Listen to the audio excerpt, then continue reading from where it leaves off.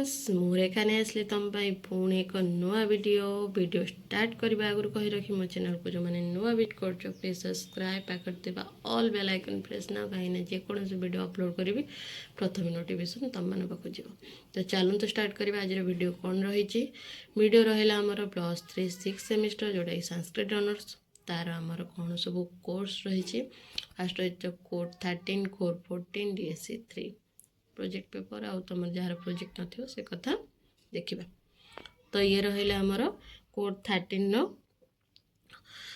रही आमर आयुर्वेद और वृक्षायुर्वेद मो आयुर्वेदर लंग क्वेश्चन दूसरी तो आयुर्वेदर अलरेडी मुझेटा 7टा लंग क्वेश्चन सेंड कर सारी यहाँ गोटे टोटाल 8टा अच्छी ओके 8टा मुझे सेंड करी आज 8 नंबरटा तो तुमने देख कौन हम तुमको हेल्पफुल रोचे तो कही रखी आउ गोटे जगार आउ 2टा लंग क्वेश्चन कलेक्ट करी जोटा कि तुमको आशा कर हेल्पफुल रहिबो तो ये गोटे आउ 2टा लंग क्वेश्चन देवी 3टा लंग क्वेश्चन देखी नब तो चलूँ तो देखा कौन रही आमर लंग क्वेश्चन ओके तो आम नहीं आसले 8 नंबर कौन रहा आयुर्वेद दिशा द्रव्य गुण कर्मणाम लक्षण लिखते ये द्रव्य आ गुणर कर्मणाम यार सब लक्षण लिखा ओके जीवा ए आंसर पढ़ा सारा जगत में मनीष सुस्थ जीवन लाभ पाई आयुर्वेदर नितांत आवश्यक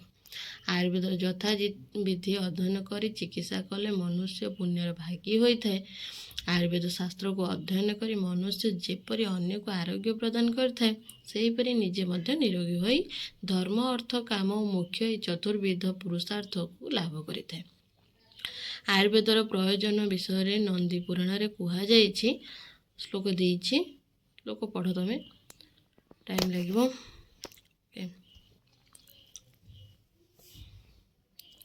आयुर्वेदर प्रयोजन होउछि शरीर थिबा बात पित्त कफ ये 3 धातु को तथा रस रक्त आदि 7 धातु को समान अवस्था रखिबा अर्थात क्षीण हो जाउथबा धातु को उपयुक्त औषध आहार एवं विहार द्वारा कमाइबा सो परिमाण ठारो अधिक हो जाइथिबा धातु को उपयुक्त औषध आहार एवं विहार द्वारा कमाइबा एवं एहीपरि भावे धातु मानकु परस्पर मध्य समान अवस्था रखिबा ही सामान्य अटे यह करिबा वैद्यर प्रधान कर्तव्य अटे आयुर्वेदर आरोग्य प्राप्ति पाई द्रव्य गुण और कर्मर उपयोग होइथाय द्रव्यर लक्षण जो कर्म और गुण आश्रित थाए जी द्रव्य गुण और कर्मर समवायी कारण अटे ताहा द्रव्य अटे यह ही हेउची द्रव्यर लक्षण जी सो समवेत कार्य को आरंभ करे अर्थात कार्य आरंभ होगा मात्रे जो कारण कर्म और गुण आश्रित हो रहती एवं कार्य हेबा बेले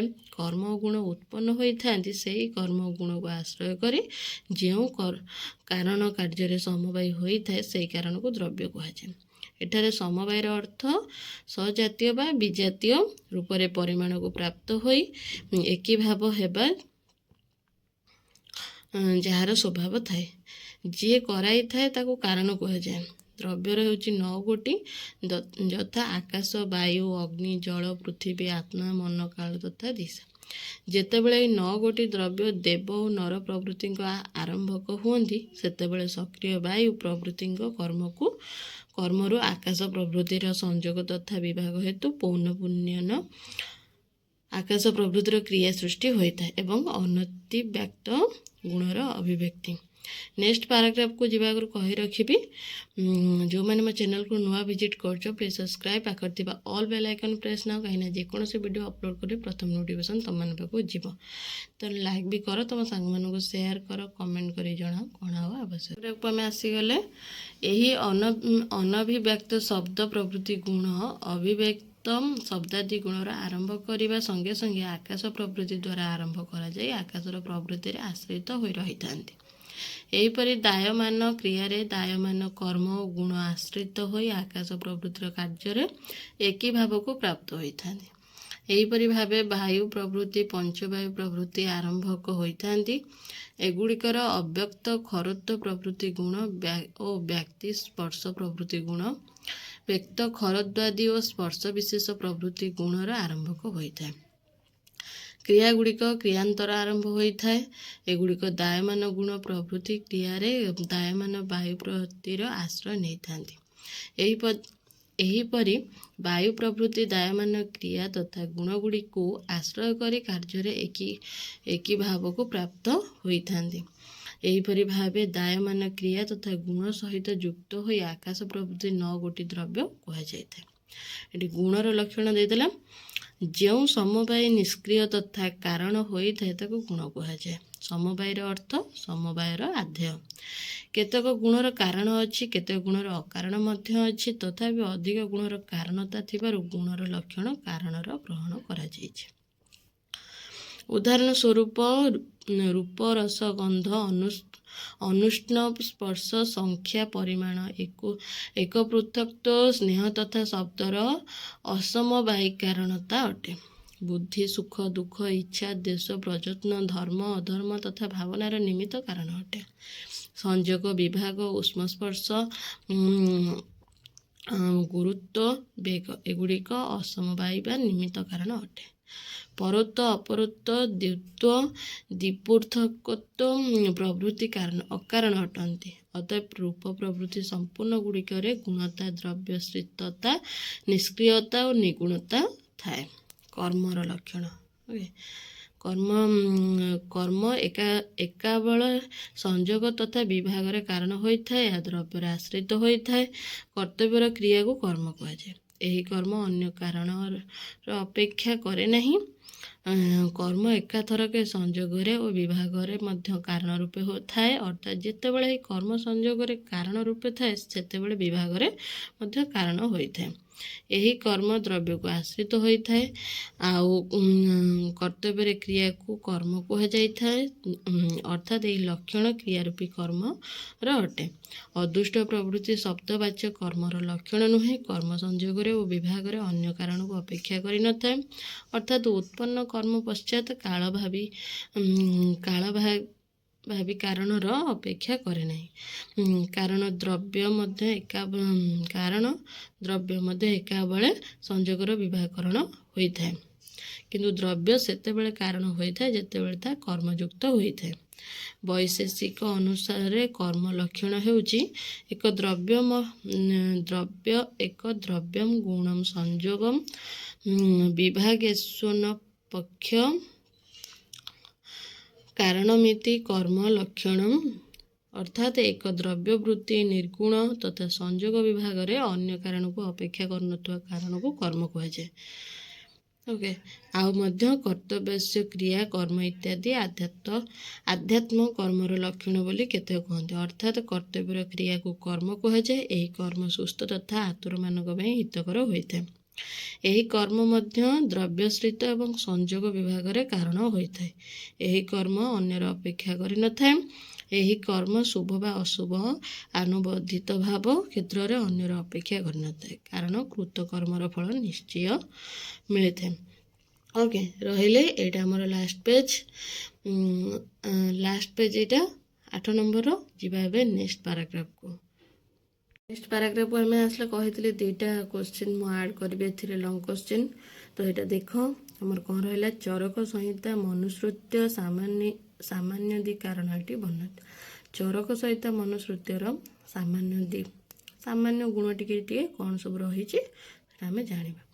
ଏଠି କ'ଣ ରହିଲା। ଆଚାର୍ଯ୍ୟ ଚରକଙ୍କ ମତରେ ସାମାନ୍ୟ ବିଶେଷ ଗୁଣ ଦ୍ରବ୍ୟ କର୍ମ ଓ ସମବାୟ କାରଣ ଅଟନ୍ତି। ସେଗୁଡ଼ିକ ସମ୍ୟକ୍ ପରୀକ୍ଷା କରି ଋଷିମାନେ ସେବ୍ୟ ହିତକାରକ ପଦାର୍ଥ ଗୁଡ଼ିକ ଗ୍ରହଣ କଲେ ତଥା ଅହିତକାରୀ ପଦାର୍ଥ ଗୁଡ଼ିକକୁ ତ୍ୟାଗ କରି ରୋଗହୀନ ହୋଇ ଦୀର୍ଘ ଜୀବନ ଲାଭ କରେ। ଯାହା ସକଳ ପଦାର୍ଥରେ ନିହିତ ତାହା ସାମାନ୍ୟ ଅଟେ। ଯାହା ସକଳ ପଦାର୍ଥରେ ନଥାଏ ତାହା ପୃଥକ୍ ଭାବରେ ଥାଏ ତାହା ବିଶେଷ ଅଟେ। ଯେଉଁଥିରେ କର୍ମ ଗୁଣ ଆଶ୍ରିତ ଅଟେ ତଥା ଯାହା ସମବାୟୀ ଅଟେ ତାହାକୁ ଦ୍ରବ୍ୟ କୁହାଯାଏ। ଯତ୍ରାଶ୍ରିତାଃ କର୍ମ ଗୁଣାଃ କାରଣମ୍ ସମବାୟିଚ ତଦ୍ଦ୍ରବ୍ୟମ୍। ଦ୍ରବ୍ୟ ସହିତ ଯାହାର ସମବାୟ ସମ୍ବନ୍ଧ ଥାଏ, ଯାହା ନିଷ୍କ୍ରିୟ ଏବଂ କାରଣବାନ ଅଟେ ତାହା ଗୁଣ ଅଟେ। ଯଥା ସମବାୟିତୁ ନିଶ୍ଚେଷ୍ଟଃ କାରଣମ୍ ଗୁଣଃ। ଯାହା ସର୍ବଥା ଦ୍ରବ୍ୟଶ୍ରିତ ଅଟେ ସଂଯୋଗ ଓ ବିଯୋଗରେ କାରଣ ହୋଇଥାଏ ତାକୁ କର୍ମ କୁହାଯାଏ। କର୍ମ ଅନ୍ୟ କୌଣସି କର୍ମର ଅପେକ୍ଷାରେ ନଥାଏ। ଅପରପକ୍ଷରେ ଦ୍ରବ୍ୟ ଓ ଗୁଣ ପରସ୍ପର କାରଣ ହୋଇଥାଏ। ଯଥା ଯାହା ସବୁ କଦାପି ପୃଥକ ହୁଅନ୍ତି ନାହିଁ, ଅର୍ଥାତ୍ ଯେଉଁ ଦ୍ରବ୍ୟ ନିଜଠାରୁ ପୃଥକ ହୋଇ ରହିପାରେ ନାହିଁ ତାହା ସମବାୟ ଅଟେ। ଅତଏବ ଦ୍ରବ୍ୟ ଗୁଣ ବିନା ରହିପାରେ ନାହିଁ ତଥା ଗୁଣ ବିନା ଦ୍ରବ୍ୟ ରହିପାରେ ନାହିଁ, ବୈଷୟିକ ଦର୍ଶନ ଏହି ପ୍ରସଙ୍ଗରେ କହେ। ଓକେ, ଯିବା ନେକ୍ସଟ ପାରାଗ୍ରାଫକୁ। ନେକ୍ସଟ ପାରାଗ୍ରାଫକୁ ଯିବାକୁ କହିବ କି ଇଏ ସେମ୍ ରହିଛି କ୍ୱେଶ୍ଚନ୍ ଆନ୍ସର୍, ବଟ୍ ତୁମକୁ କ୍ୱେଶ୍ଚନ୍ ଡିଫରେଣ୍ଟ ଭାବରେ ପକାଉଛି। ତ ତୁମମାନେ ମୋତେ ଟେଲିଗ୍ରାମରେ ମୋର ଆକାଉଣ୍ଟରେ ଟେଲିଗ୍ରାମ ଆଟାଚ୍ ଅଛି। ତୁମେ ଯଦି ମୋତେ ଟେଲିଗ୍ରାମରେ କ୍ୱେଶ୍ଚନ୍ ସେଣ୍ଡ କରିବ ମୁଁ ସେଇ ଭାବରେ ତୁମକୁ ପ୍ରୋସେସିଂରେ ତୁମକୁ ସେଣ୍ଡ କରିବି ହେଲା। ଡିଫରେଣ୍ଟ ସବୁ କ୍ୱେଶ୍ଚନ୍ ଅଛି, ସେଥିପାଇଁ ତୁମେ ତା'ର ଅର୍ଥ ବୁଝିପାରିବ ବୋଲି ହିଁ ମୁଁ ତୁମକୁ ଏଇଟା ଦେଉଛି। ତ ଯିବା ନେକ୍ସଟ ପାରାଗ୍ରାଫକୁ। ନେକ୍ସଟ ପାରାଗ୍ରାଫକୁ ଆମେ ଆସିଗଲେ। ଦେଖ ଇଏ ରହିଲା। ତ ଦୁଇଟା ନମ୍ବର ଆମର ଆଉ ଗୋଟେ କ'ଣ ଥିଲେ, ରୋଗାଃ କଥଂ ଜାୟନ୍ତେ ତେଷାଂ ପ୍ରତିକାର କହ। ରୋଗ କ'ଣ ହେଇଥାଏ, ତା'ର ପ୍ରତିକାର କ'ଣ ସବୁ ହେଇଥାଏ ସେଟା ଜାଣିବା। ସାଧାରଣତଃ ଧାତୁ ଅସନ୍ତୁଳିତ ହେଲେ ନାନା ପ୍ରକାର ଶାରୀରିକ ଓ ମାନସିକ ରୋଗ ସୃଷ୍ଟି ହୋଇଥାଏ। ତେଣୁ ଜଣେ ସୁସ୍ଥ ରହିବାକୁ ହେଲେ କ୍ଷୀଣ ଧାତୁର ବୃଦ୍ଧି ପାଇଁ ଚେଷ୍ଟା କରିବା ବିଧେୟ। ବଢ଼ିଯାଇଥିବା ଧାତୁକୁ କମାଇବା ପାଇଁ ଯତ୍ନଶୀଳ ହେବା ଉଚିତ। ଧାତୁକୁ ସର୍ବଦା ସନ୍ତୁଳିତ ରଖିବା ପାଇଁ ପ୍ରଯତ୍ନ ଜରୁରୀ ଅଟେ। ଏହା ନହେଲେ ଶରୀରରେ ବିକ୍ରିୟ ସୃଷ୍ଟି ହୋଇ ରୋଗ ସୃଷ୍ଟି କରେ। ଆଚାର୍ଯ୍ୟ ଚରକଙ୍କ ମତରେ ଗ୍ରୀଷ୍ମ ବର୍ଷା ଶୀତ ରୂପକ କାଳ ବୃଦ୍ଧି ଓ ଶବ୍ଦ ସ୍ପର୍ଶ ରୂପ ରସ ଗନ୍ଧ ରୂପକ ଇନ୍ଦ୍ରିୟାର୍ଥର ଅତିଯୋଗ ଅଯୋଗ ମିଥ୍ୟା ଯୋଗ ହେଲେ ଶାରୀରିକ ଓ ମାନସିକ ରୋଗ ଜାତ ହୋଇଥାଏ। ଯଥା ଶ୍ଲୋକ ଦେଉଛି, ତମମାନଙ୍କ ପାଇଁ ବହୁତ ହେଲ୍ପଫୁଲ୍ ରହିବ। ସକଳ ବ୍ୟାଧି ଶରୀରାଶ୍ରିତ ଓ ମନାଶ୍ରିତ ଅଟେ। ଉଭୟ ଶରୀର ଓ ମନ ପୃଥକ ରୂପରେ ଏକ ସମ୍ମିଳିତ ରୂପରେ ରୋଗର ଅଧିଷ୍ଠାନ ଅଟନ୍ତି। ଯେପରି ଉକ୍ତ ଶରୀର ଓ ମନ ବ୍ୟାଧି ରୂପକ ଦୁଃଖର ଆଶ୍ରୟ ଅଟେ, ସେହିପରି ସୁଖର ମଧ୍ୟ ଆଶ୍ରୟ ସ୍ଥାନ ଅଟେ। କାରଣ କାଳ ବୃଦ୍ଧି ଓ ଇନ୍ଦ୍ରିୟାର୍ଥ ଗୁଡ଼ିକର ସମଯୋଗ ଆରୋଗ୍ୟ କାରଣ ହୋଇଥାଏ। ଚରକ ସଂହିତାରେ ଲେଖାଯାଇ ଦେଖ, ସାଧାରଣତଃ ବାତ ପିତ୍ତ ଓ କଫ ଶାରୀରିକ ଦୋଷର ତଥା ରଜ ତମ ମାନସିକ ଦୋଷର କାରଣ ଅଟନ୍ତି। ଶରୀର ବାତ ପିତ୍ତ ଓ କଫ ଦୋଷର କାରଣ ଅଟେ। ଶରୀରରେ ବାତ ପିତ୍ତ କଫ ହେଲେ ଶାରୀରିକ ରୋଗ ହୋଇଥାଏ। ବାତଜନ୍ୟ ରୋଗ 80 ପ୍ରକାର ଅଟେ। ଶରୀରରେ ବାତଜନ୍ୟ ରୋଗ ଅଧିକ ହୋଇଥିବାରୁ ପ୍ରଥମେ ବାତ ଶବ୍ଦକୁ କୁହାଯାଇଛି। ଏହି ବିଷୟରେ ଆୟୁର୍ବେଦରେ ବହୁ ଚର୍ଚ୍ଚା କରାଯାଇଛି। ଏହି ପ୍ରସଙ୍ଗରେ ସୁଶ୍ରୁତ କହନ୍ତି, ସର୍ବେଷାଞ୍ଚ ବ୍ୟାଧିନାଂ ବାତପିତ୍ତ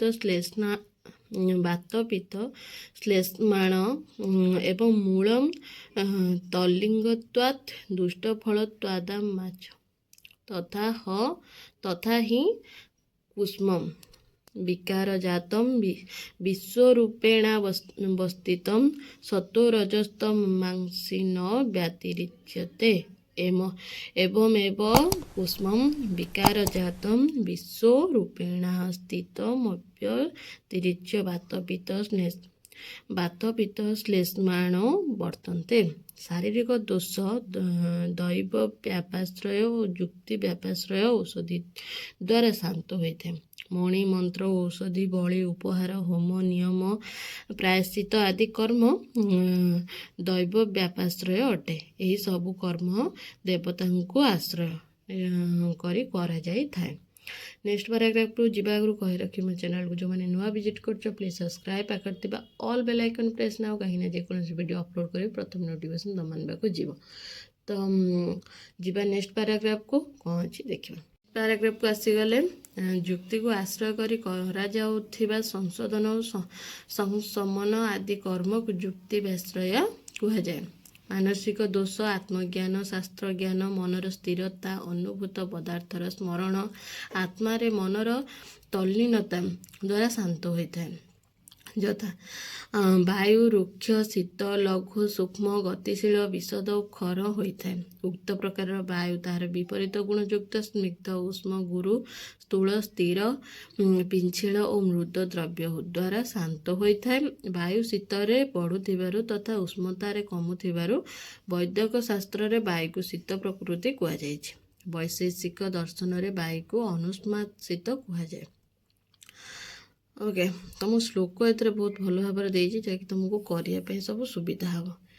ଓକେ, ଯିବା କ'ଣ ରହିଛି ଦେଖ ଶ୍ଲୋକ ଦେଇଛି, ତାର ଅର୍ଥ ବି ଦେଇଦେଇଛି। ଆମେ ଦେଖିଦେବା ଏଇଠି। ସେହିପରି କଫର ଗୁଣ ଗୁରୁ, ଶୀତ, ମୃଦୁ, ସ୍ନିଗ୍ଧ, ମଧୁର, ସ୍ଥିର, ପିଛଳ ଅଟେ। ବିପରୀତ ଗୁଣଯୁକ୍ତ ପଦାର୍ଥ ଗୁଡ଼ିକ ପ୍ରୟୋଗ ଦ୍ୱାରା କଫର ଗୁଣ ସବୁ ଶାନ୍ତ ହୋଇଯାଏ। ଯଥା ଅତଃ ବିପରୀତ ଗୁଣଯୁକ୍ତ ଦ୍ରବ୍ୟ ଗୁଡ଼ିକୁ ଦେଶ ଓ କାଳ ଅନୁସାରେ ଯୋଜନା କରି ବ୍ୟବହାର କଲେ ସାଧ୍ୟ ରୋଗ ସବୁ ଶାନ୍ତ ହୋଇଥାଏ, କିନ୍ତୁ ଅସାଧ୍ୟ ରୋଗ ସବୁ କଦାପି ଶାନ୍ତ ହୁଏ ନାହିଁ। ତେଣୁ କୌଣସି ଅସାଧ୍ୟ ରୋଗ ପାଇଁ ଔଷଧ ବ୍ୟବହାର ନ କରି ଅନ୍ୟ ଉପଚାର କରିବା ଉଚିତ। ଯିବା ନେକ୍ସଟ ପାରାଗ୍ରାଫକୁ। ପୁଣି ରହିବି, ଯେଉଁମାନେ ଚ୍ୟାନେଲକୁ ନୂଆ ଭିଜିଟ୍ କରିଛ ପ୍ଲିଜ୍ ସବସ୍କ୍ରାଇବ୍ କରିଦେବା, ଅଲ୍ ବେଲ୍ ଆଇକନ୍ ପ୍ରେସ୍ ନ କାହିଁକି ଯେକୌଣସି ଭିଡ଼ିଓ ଅପଲୋଡ଼ କରିବି ପ୍ରଥମେ ନୋଟିଫିକେସନ୍ ତୁମମାନଙ୍କ ପାଖକୁ ଯିବ। ତ ଲାଇକ୍ ବି କରିଦେବ ପ୍ଲିଜ୍, ଆଉ ସେୟାର କର ତୁମ ସାଙ୍ଗମାନଙ୍କୁ, କମେଣ୍ଟ ବି କର। ଯିବା ନେକ୍ସଟ ପାରାଗ୍ରାଫକୁ। ଏଇଟା ଲାଷ୍ଟ ପାରାଗ୍ରାଫ ଆମର। ତ ମୁଁ ଭିଡ଼ିଓ ଏଣ୍ଡ କରିବା ଆଗରୁ କହି ରଖିବି, ମୁଁ ଯେଉଁମାନେ क्वेश्चन सेंड कले मु जानिबी जे कोथुरे केमिति भाबरे पकाउछि। तो क्वेश्चन मते सेंड कर, जो हिसाब रे मैं देखिले सेही अकॉर्डिंग तुम मन पाखु मु वीडियो सेंड करिवि। बहुत सारा लॉन्ग क्वेश्चन भी आउरी अछि, जोटा कि तार सेम प्रोसेसिंग अछि बोली, सेम आंसर सब रही बोली मु जोड़ा छाड़ुनी। तो मु क्वेश्चन देखि सारा परे मु सेही सब सेंड करिवि। तो चलतु देखा कौन रहा। रसनेन्द्रिय ग्राह्य गुण रस अटे, यार उत्पत्तिर कारण जल और पृथ्वी अटे। आकाश, वायु, अग्नि यार निमित्त कारण अटंती। प्रकृत में रस उत्पत्ति स्थान जल अटे और पृथ्वी यार आधार अटे।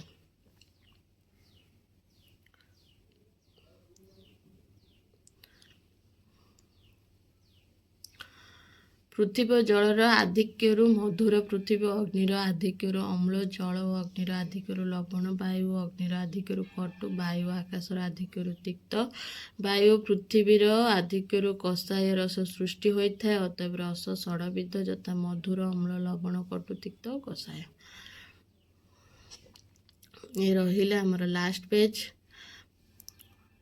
तो मो वीडियो एंड करने आगुरी कही रखी मो चैनल को जो मैंने नुआ विजिट कर प्लीज सब्सक्राइब करते ऑल बेल आइकन प्रेस ना कहीं जेकोसी वीडियो अपलोड करें प्रथम नोटिफिकेशन तुम मन पाक जीव। तो लाइक भी कर, तुम सांग मान शेयर कर, कमेंट माध्यम जना कौन आ दरकार, कौटे बुझीपार न कि कौटे भूल रोचे मोर कहबारे मत कुह संशोधन। ओके जीवा आम देखा आउ एक नुआ वीडियो। तो रोची टाटा।